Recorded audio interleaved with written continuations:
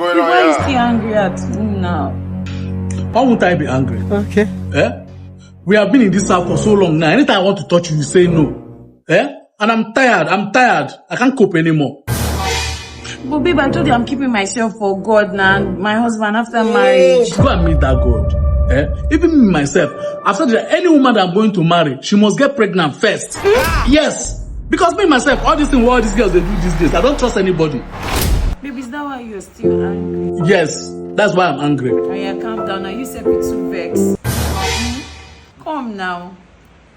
My baby. Nigeria, they see you.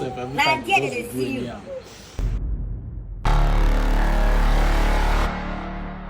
Babe, Yeah. I want to tell you something.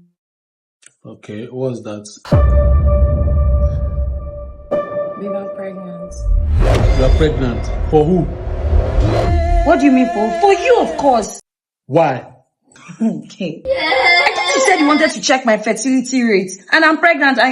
Must you get pregnant because I asked you to get pregnant? Are you a baby? Yeah? What do you mean if I'm a baby?